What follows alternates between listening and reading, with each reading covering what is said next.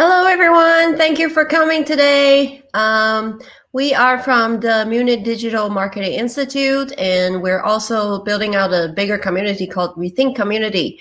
But in any case, thank you for joining us in today's webinar about storytelling and content strategy for small and medium businesses. And we have great content prepared for you. I would like to go over some housekeeping rules to make sure everyone understands how to operate this webinar tool. So if you have any questions, feel free to either type in the chat on your right-hand side, or at the bottom you can find ask a question widget, and you can ask a question that way as well. And feel free to put in your questions, and we will take them at the end of the webinar. And I would like to introduce you to Mimi, today's speaker. She is a visual storyteller, and she has been helping clients with content strategy over the years. And she will reveal some of her secrets and secret sauce today. So welcome, Mimi.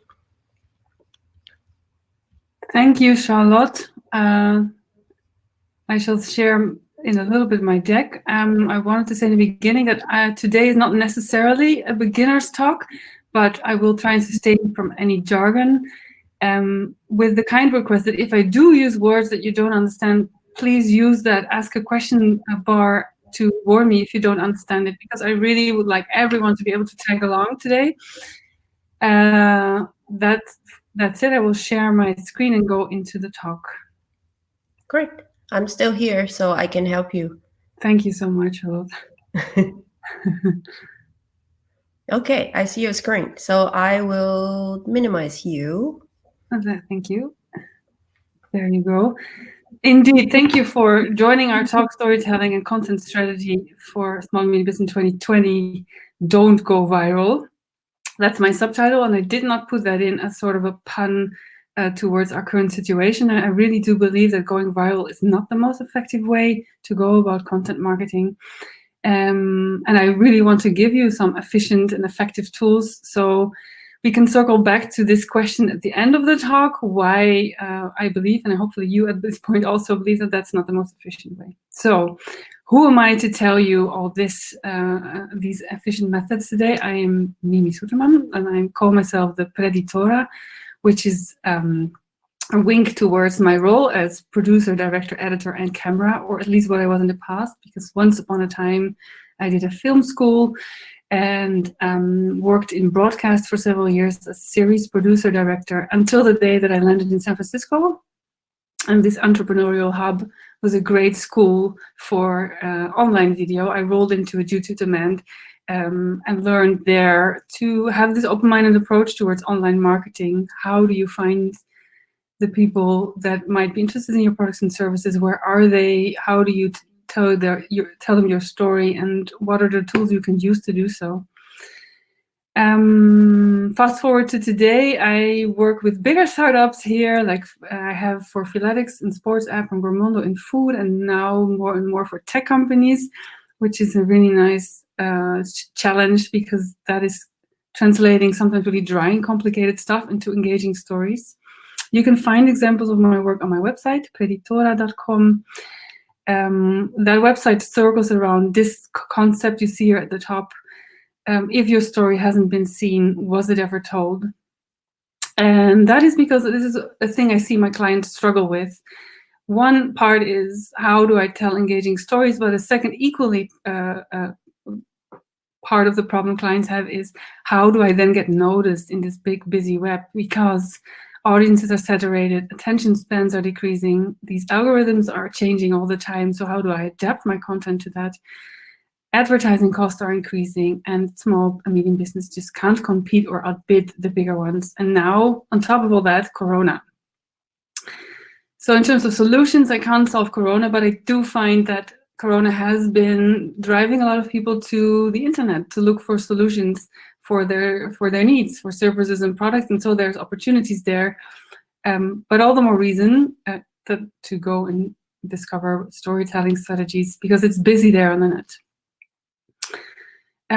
So the first thing that I wanted to show you as part of the solution is this slide, which is maybe a strange choice for a filmmaker to come up with graphics.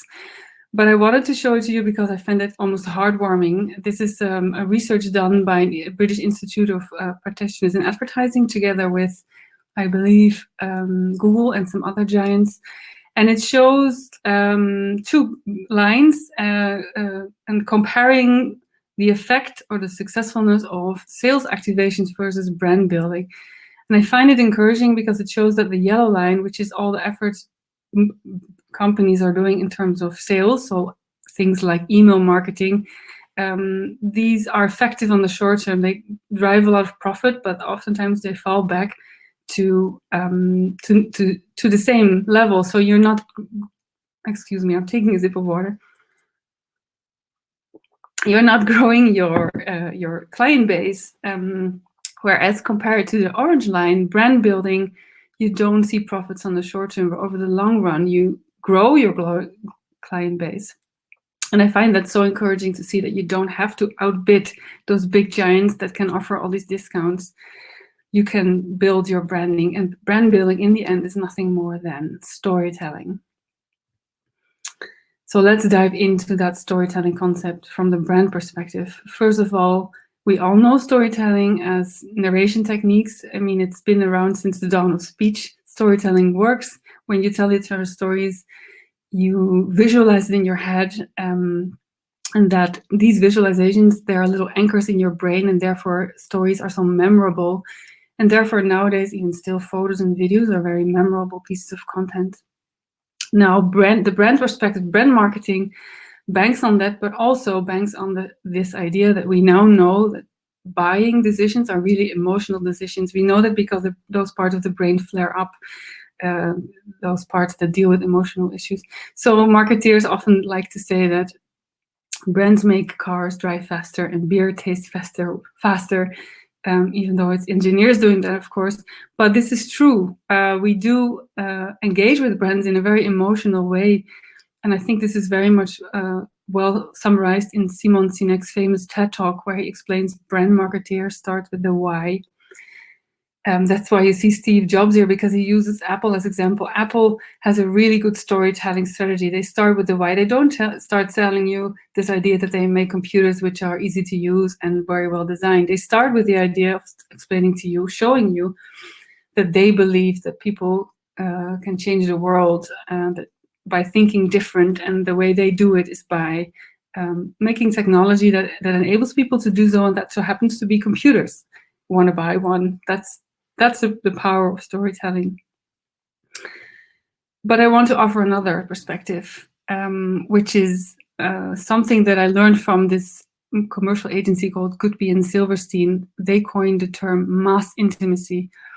And that is also a term based on like the brand marketing thinking, but it helps us understand why online storytelling or how that can work well.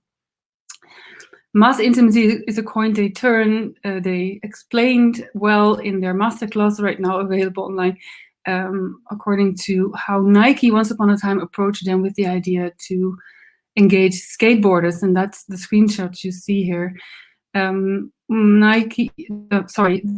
This agency then thought, oh, how can we convince skateboarders to be interested in Nike? And they started asking skateboarders. And skateboarders explained to them that they felt that they were outcast. They were not welcome on the streets. And so this agency decided to make this campaign where first you see other athletes, runners, tennis players, golf players being scolded at in the streets. And then they end with this commercial with this quote, "What if we treated all athletes the way we treat skateboarders?" And I think this is so powerful because in an instant here, there is a community created. Before, maybe there was none, but now all skateboarders feel heard and aligned with this message. And maybe there is an instant community. Sorry. So therefore the term mass intimacy. It is a way of communicating, not by saying, hey, buy my skateboard. In fact, you don't even see clothing here. All you see is at the very end, the skateboarder going across the screen, and it's a silhouette. So without showing any product shots, it's able to convince because it's speaking to you on sort of a sharing level, on a very intimate level. Now, I can imagine that people would nowadays, if this would be an online commercial, would actually literally share that. but it's also at the same time not suitable maybe for the online content, because the beginning, and here you see a shot of one of the beginnings of one of these commercials where tennis players are fleeing from the police. If you imagine that, seeing that in your mobile, in the stream of content you get through your media, and you are a skateboarder, you wouldn't be interested in this piece of content because there is no skateboarder to be seen. So let's go into how we can use these concepts of storytelling, brand storytelling online. First differences is, of course, that media and audience are very much segmented. We all know that. But nowadays, it's gone so far that if you look at all the media you see on the left side that you might use to spread your story, none of them will be showing your story to the right people if you don't help them to tell them what your target audience is. It's like sending a letter without an address on it, so to speak. And this is becoming more and more so because all these different apps do hyper targeting, and we all know it because we are also constantly confronted with content that is suitable for us. So I highlighted here the 3 definers of your online stories. You can't just start with saying, oh, I need a video, I need storytelling. In fact, you should probably start with this question, who's my target audience? And I would encourage you to think of it like as you would do in mass intimacy. Think of this as a community, the people you want to reach, you want to talk to, because you have, as a business owner, a problem, you have a solution to that problem, and you want to engage with them.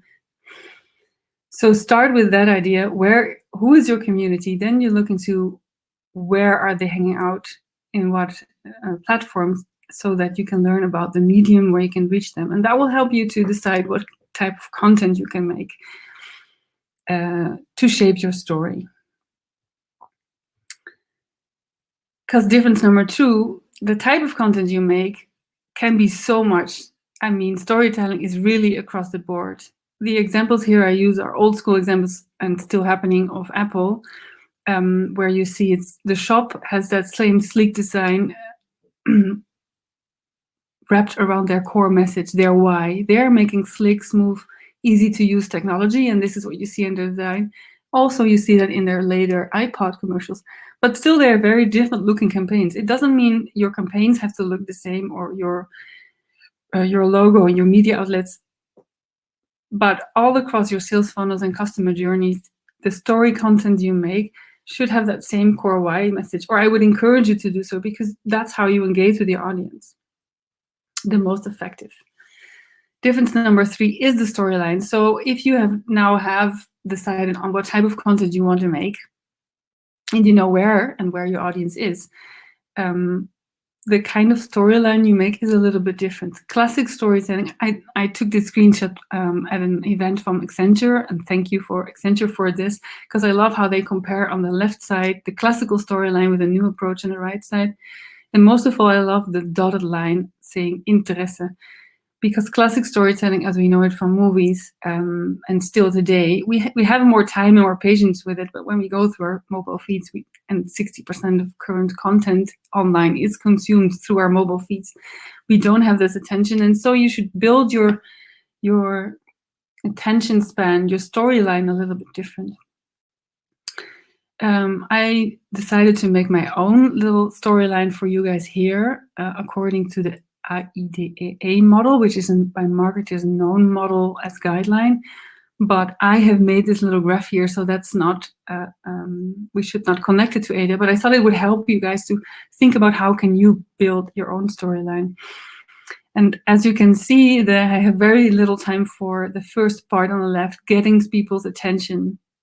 And a very good way to get people's attention in online media is to talk about not you or your problem. I'm sorry, not you nor your business, but to start talking about the problem that you're solving. And I will show, by the way, examples of storytelling, these kind of storytelling storylines in a bit. Then you spend some time on interest. How are you solving this problem? Next, you can create desire. I put some keywords here. You can create desire, being relatable or showing that you're trustworthy or goofy or funny. But in the end, you can make it as big as these big brands do whom are selling this idea that your life can be so much better if you use this brand. You can change the world if you use an Apple computer.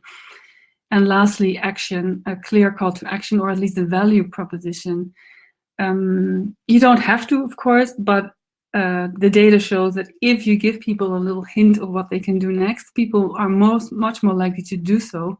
And if you think about that you are now communicating with your community in a very in a community sense, in a mass intimacy sense, then this makes complete sense that you are asking them a question like, what would you like to see next? Or would you like to leave a comment how your breakfast was today? So here are a couple of examples of this. These I saw in the last week. I saw on Facebook a commercial for LinkedIn on the top left, starting with "Hello Marketeer," and this is immediately addressing me. I am their target audience, and they're getting my attention. Then next up, it's like a little slideshow that they present me with. They get my interest by saying, "Oh, would you like to have a wider reach?" They go into the desire by saying, "Well, who better to teach you how to get it than us at LinkedIn? Who better to teach you how to use LinkedIn marketing than us at LinkedIn?" And then they go into the action saying, "Sign up here for a course." The next image you see there is us self, the Rethink community, promoting one of our talks. And I put it in here because you can see, well, if you could hear her speak, she starts straight off by giving this what they are going to talk about, what is interesting to our audience, and all the other details which are also important, such as her name, when it is and where it is. These are all around it. And these are little information bits that we also feed the app to help the app target those people that we want as our target audience.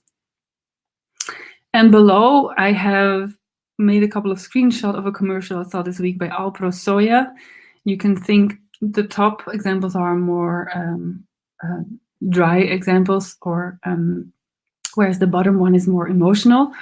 And straight up, the attention of moms is targeted. So Alpro Soya obviously thinks that moms are their target audiences, and it's for moms, it's a very familiar image to watch your kids uninterested into their game consoles. And in the storyline, mom grabs the kids' tools and struggles a bit by setting the breakfast table, but by the time she does, the kids are smiling, and you have some desire shots of this peaceful breakfast moment with good breakfast products. And it ends with not a direct call to action, but a double entendre. Gut gemacht means well made, and it could be the mom who made a good breakfast, but also Alpro Soya made a good product. Okay, so this is a good way to build a storyline for your stories. And once you have done that, you might want to upload it to a social media or other media format platform. And there you might be focused with, or you will be focused with, their algorithms and what their preferences are. And so I think a lot of marketers are constantly, it is a constant struggle to keep up with these algorithms. And my advice is to always keep in mind what's in it for them. And this is yes, you could say this is for them to follow the money. They want to retain your attention as much as possible, but it's a bit more nuanced, and understanding these things will help. Or it helps me at least to focus my content in such a way that it performs best. Secondly, to keep in mind is how are those apps being used by the clients, because between number 1 and number 2 is where these apps build their new ideas, and where they that's where you can find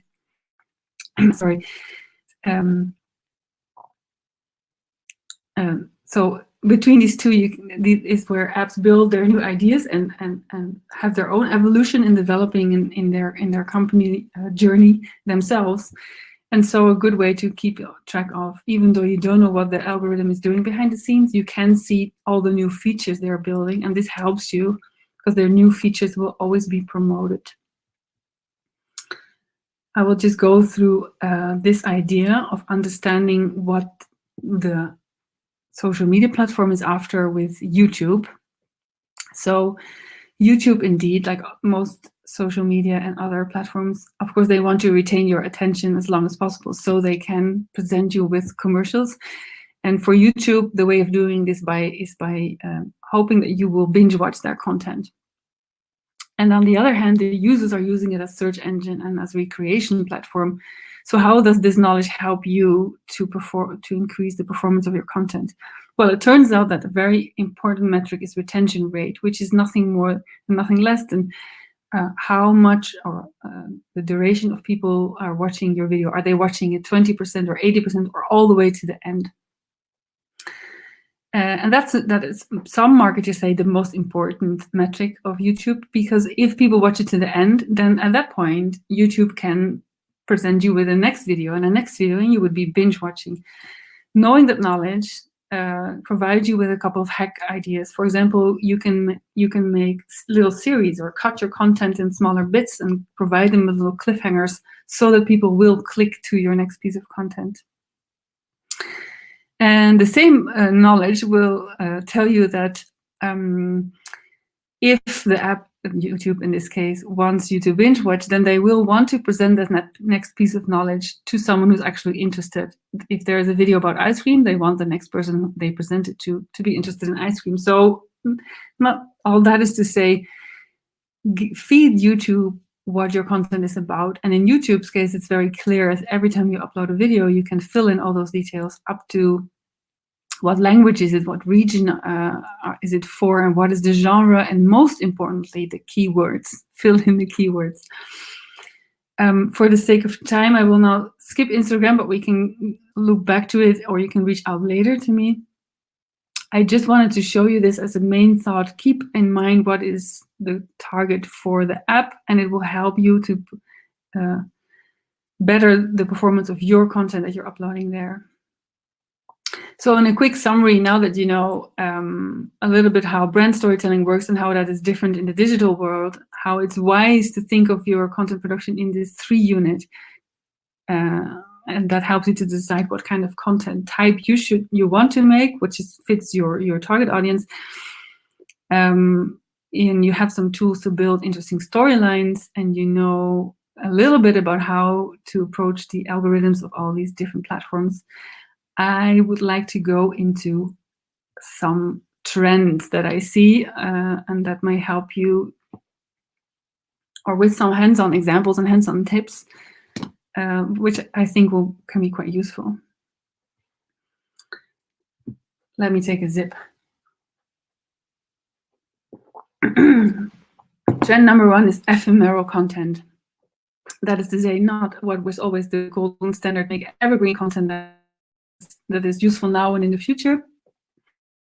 More and more content is temporary. And it's very effective because it appeals to us in the FOMO sense, fear of missing out. You will want to click that button and see it because it will disappear.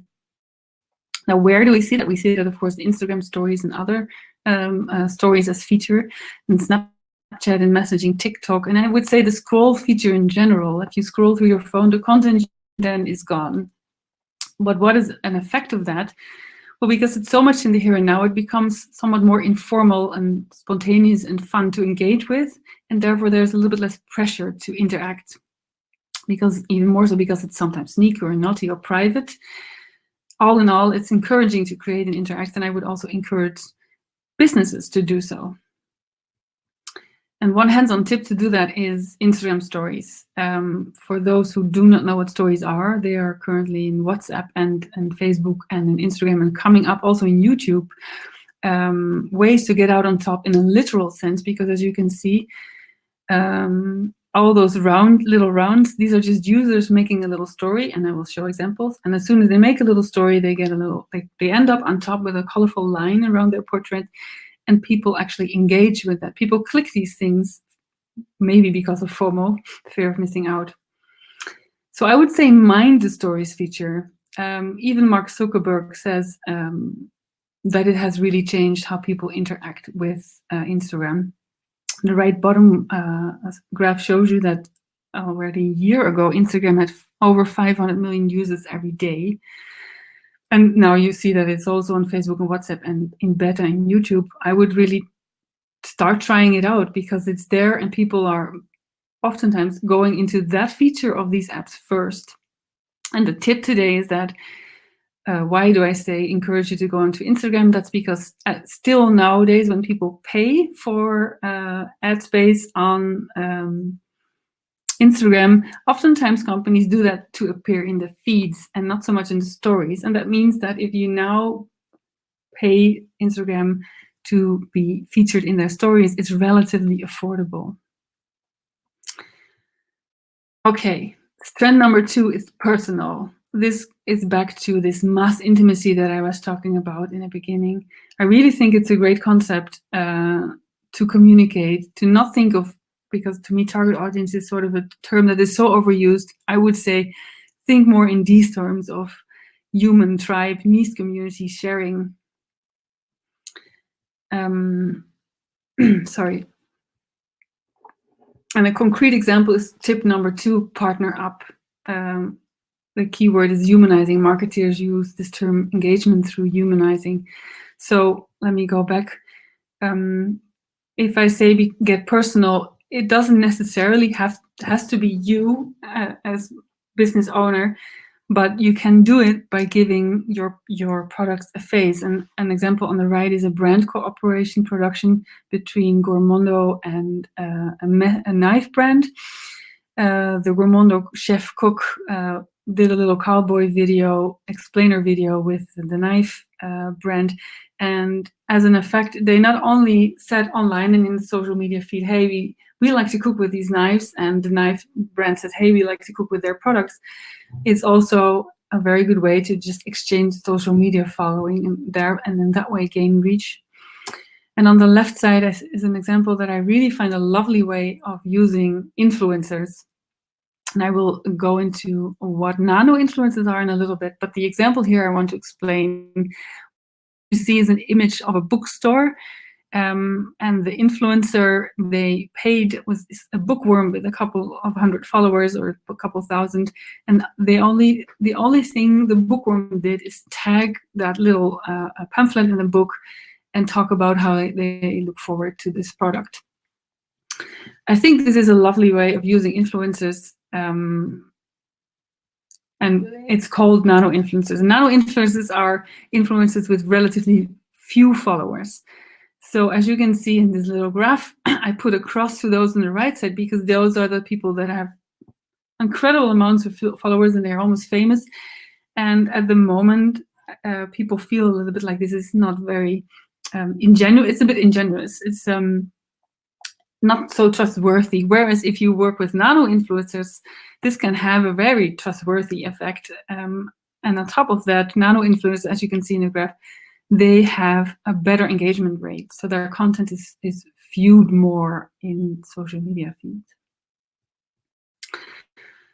Now, I wanted to say here why I like nano influencers. On the right side, I explained best practices, and this goes back to the concept of mass intimacy. If you are engaging with your clients in such an intimate way, then you will also come across people that are engaging with your products and or might really like to engage with your products, and it feels rather organic that those people might be willing to promote these products online. I have listed here creative freedom for influencers because I've seen brands such as H&M. H&M has encouraged people wearing their clothes from the H&M brand to be their influencers without actually interfering in how they would do it. Just have a little trust in that these influencers know their follower best, and that feels very generous as well. Genuine, I should say, I'm sorry. Lastly, what I listed as best practice is really think about your use of hashtags, which in general is the whole topic in itself on Instagram. But I love how Bosch here, and you see the pictures below, uses influencers in Europe, proudly presenting things they made with Bosch tools. And that hashtag then encourages also their followers again to also present what they made with Bosch tools. So it's a very smart way to go about your marketing. On the left side, I've listed a wide variety of influencer deal types because there can be lower and higher budget types. So like a minimal way is as per this book example that I just presented, which is a small tag, but you can go full on and ask an ambassador to be your influencer to be your brand ambassador and feature your website in their bio. but you can also think of sponsorship in terms of product placement, that they work with your products, or with a tag and or a mention, or on the other hand, a full-on review. So use your product and dedicated video about your product or your service. Or you can give them giveaways or coupon codes to spread along their followers. And then a smart way to do is to ask them to give you reviews. And then that way you would create user-generated content. If you would ask them to make a review about your olive oil, then you can ask them to come back with a picture of what they cooked and describe how they liked it. Here is a little, I won't go into this long. I made this so if you want to get started with this, you can, and you want to get started tomorrow, you can get this deck from us, and then it will provide you with some information about costs and the jargon around it, and left below even some websites that could help you find influencers. But again, I would encourage you to just get to know your target audience or community, and then you will come across these people. Trend number 3, and that's my last trend, is be authentic. Now, this has touch points with the previous trend that I described, but I wanted to list this separately because I wanted to emphasize that idea that you don't always have to be super glossy and have a huge budget to make content. In fact, using a bit more behind the scenes content or daily experiences, this makes a very relatable impression, or it can, and this is also used more and more. It is a trend. So you can be you and grab your handy and go, but you can also use user-generated content. That's tip number 2. Here are a couple of examples of very successful ways. The sports brand Freeletics has grown big, huge, international, with their use of videos showing how people get fit with their sports app. Here you see an example of Sunny's transformation. So on the bottom left, you see her before and after picture, and then the video story tells her struggle in between. Another good example, and a little bit famous one, is Lego. On the right bottom side, they invited people to ask for certain toy designs, and the winners won. And you see the Lego made that too, and they made some campaign, a little campaign around those boys who won. And here on the right side, you see some Instagram examples. So what is trending now, and you see more and more, that people just take a little screenshot or a snapshot of text they received, or Twitter text they received, and they just put it up like that in there with a color around it in their Instagram. And the right bottom is the campaign I really like that Spotify did in terms of user-generated content. They asked people to create playlists of music with silly genres or titles, and then they made a campaign on and offline about those titles, amongst others, like on banners in real life, but also in Instagram. And I think these examples are telling. I think it's very telling that even if Instagram isn't all glossy anymore, but some more authentic or user-generated feel content is used there, it's very telling about how things are changing online. And the quote left above is from Sprout Social, emphasizing that as well. So what are best practices? Yes, use it to be relatable. And if you use models, use real and not retouch models, and maybe go a bit further and then using just clients and users and user tests as examples, but even present yourself or the big boss or the staff members and use it to show sneak peeks behind the scenes, ups and downs of the business or making of products. And lastly, use perhaps conversational captions. And this is a trend I see in general. We used to always say, keep those captions as short as possible if you write something with your Facebook post or with your Instagram post or anywhere else. And this is changing. And I think this is exactly that switch where you notice that longer text work because people are more and more targeting sharper, going really to that niche of people, that community that they want to address. And that group of people, that community will want to read or would read the longer captions because they're super interested in this product or service, which is also called microblogging. So that also relates to the question that I asked in the beginning. Why should you not go viral in 2020? I think I just explained it a little bit. By the way, you can start preparing now if you have questions and jot them so we can answer them in a bit. My question in the beginning was, why should you not go viral in 2020? It's a little bit explained in what I said last. But in general, I would say the internet now, if you see the internet as a street, a shopping street for your business, it's full and impactful with people and competition. But so you think you can hardly move, but the opposite is true. They are going by super fast. And the trick is that it's the street management that decides who gets to see you based on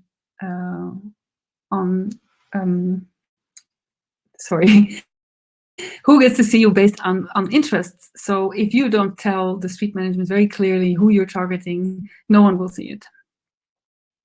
And I have hopefully have provided you with good tools to solve that.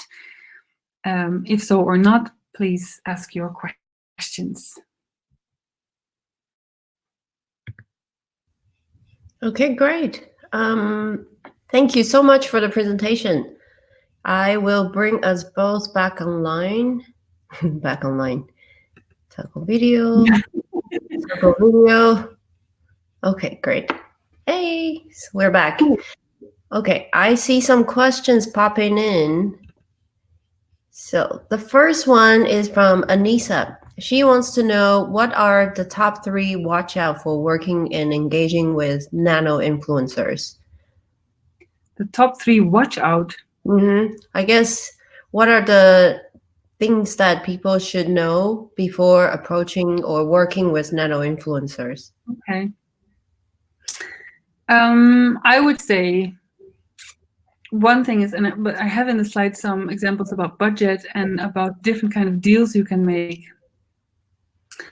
And I would be very aware of that before you approach anyone, so that you don't over or under budget. Secondly, I would really consider on the difference between whether you would ask them to promote your content in feeds or in stories. And you can look at that by engaging with them and see where are their audience engaging with them. But in the end, of course, you want their influences, so their face should be seen. So oftentimes the feed is still a better place than the story in this particular context. And the biggest one, I would say, it was what I've been promoting all along, is really connect with them as soon as they are really doing this for the money and not for that they really like your brand, or you really like how they engage with your brand or your product, I should say. We're not big brands here, most of us yet. Then it can come off as a little bit stiff and not real. And if you do have that, then you can have a long-time partnership, which is great. You can grow together in that way. Are there things that we shouldn't do? I mean, not we, but brands shouldn't do. That's what Anissa also added as comment. When working with influencers, should not do or should not consider. Oh, that's a good one. You're really in a no-go area. Let me think about that and maybe come back to it. It's sometimes funny that you, because you work in this industry, you sometimes forget the things that you automatically really know. You don't know what you know sometimes. So exactly. Are there more questions?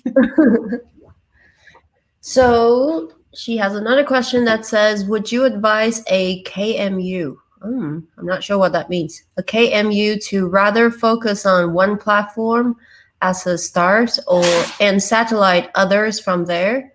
Or is an all-over approach better? So I guess if you... I would definitely recommend to start with one. Yeah. I think I actually had it in the slide and skipped over it kind of.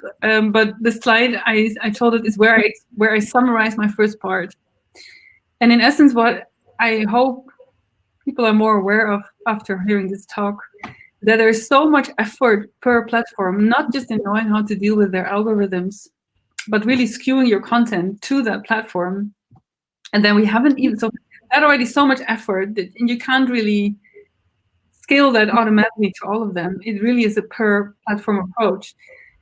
And then we haven't even talked about analytics, like looking into what you've made and measuring whether it works or not, and then improving upon it. That's also a per platform thingy.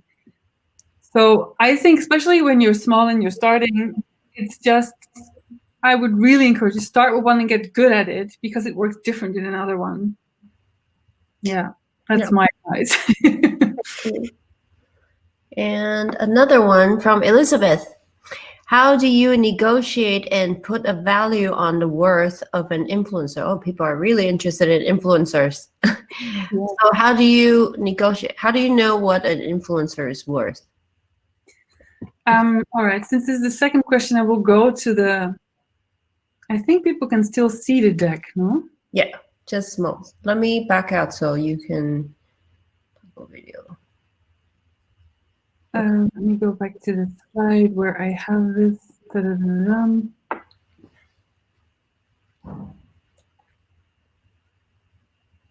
Is it this? No. There you go. Okay. Is it visible, Charlotte? Can you see it? Yes. But you have, yeah, okay, yeah. This is the slide where you show the price. Oh, you mean I should go full screen, no? So on the right bottom side, so this is in 2019 and it's in dollars, but I think it's a helpful indication. I would say what is also helpful before you engage is look at the different kind of content types on the left, like tag your content. The first example, which is here, just a little tag to emphasize a piece of content you made has a very different price than full-on product reviews. So that this kind of pricing helps you to estimate, but it's a really rough sense. So it's also hard to say, because it also depends on how much exposure you, on the other hand, if you have following, provide to them. So it's really hard for me to say you should ask this or that. But this kind of pricing can help you kind of make a ballpark estimate. Right. And again, I would really start with building building engagement with your influencer. Talk about openly together what your goals are, and what you'd like to achieve, and how you can help each other. But I would like to say, like, if you look at these prices of nano influencers and the numbers, how you can see how many followers they have left above, and then at the bottom right you can see, okay, if you have that much followers, then this is the pricing on average. You can see they're very reasonable prices. I mean, a story of $43 for a nano influencer. Now that is doable, I would say, and a little tag, as with the book example, is even less. So I think it's enough to say, reach out to these people, start talking to you, what your common goals are, how you can help each other. I hope this is helpful.